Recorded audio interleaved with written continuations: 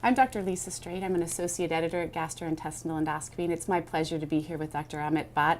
We are here to discuss an article called Volatile Organic Compounds in Plasma for the Diagnosis of Esophageal Adenocarcinoma, a pilot study.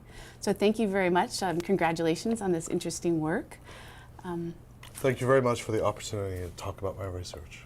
I don't know much about volatile organic compounds, and I don't know if many of our readers will. I wonder if you could just briefly mention what they are and then briefly your findings in the study. Sure. Volatile organic compounds is sort of an interesting concept. We've always known that diseases have an effect on the breath of patients,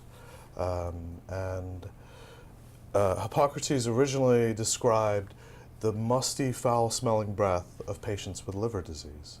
But it isn't until recently that we have the technology to actually detect and measure those volatile organic compounds that make those smells. Volatile organic compounds have a high vapor pressure, which means in the body a large amount of their molecules are in a gaseous state. They travel through our blood, diffuse into our lungs, and are exhaled in our breath. But measuring VOCs in the breath is also difficult because there are a lot of exogenous factors that can interfere with readings. For instance, the bacteria in the mouth, food, the environment. So for our study, we actually concentrated on measuring VOCs in the blood itself before it is exposed to those exogenous factors that can alter our results.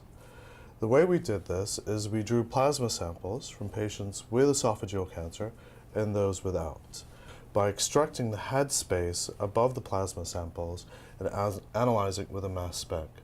What we found was esophageal cancer has a unique profile of volatile organic compounds compared to patients without cancer. And there must be a lot of volatile organic compounds. How do you select which ones you're going to look at? Is it only by statistical measures, or are there other findings in the literature previously or ones known to be associated with certain diseases? I think it's a very good question. And part of this is an evolving science. To our knowledge, there's over 3,000 different volatile organic compounds that can be measured in breath and blood. But our experience has sort of been with 22 that we know we can reliably measure and get results with.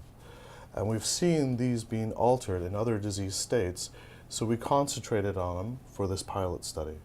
As we expand the study further, we plan to explore other volatile organic compounds as well.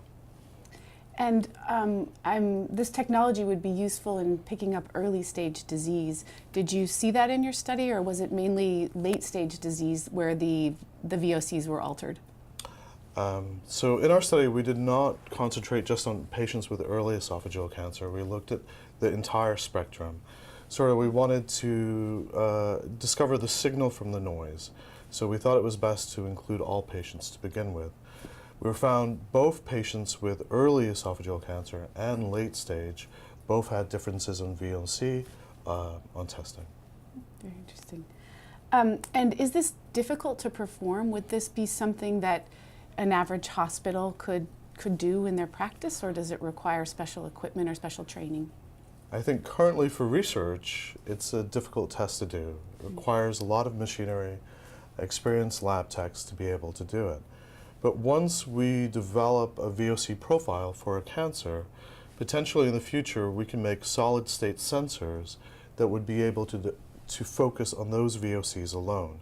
For instance, a patient could either breathe into a solid state sensor and it would be able to measure those levels, or a drop of blood upon it. And these would be people that we identify as being potentially high risk for esophageal cancer prior to an EGD? Exactly.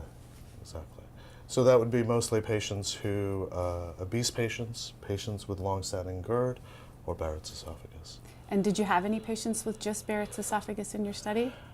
We did not, and we originally were considering to include patients with Barrett's esophagus, but as a tertiary referral center, a lot of our Barrett's esophagus patients have already had EMR, RFA, and we didn't want to include them into the study without a sort of, we didn't see them as a pure sample size. That makes sense. Well, wonderful. This was really nice of you to come today to discuss your article, and I look forward to it being in gastrointestinal endoscopy. Thank you very much.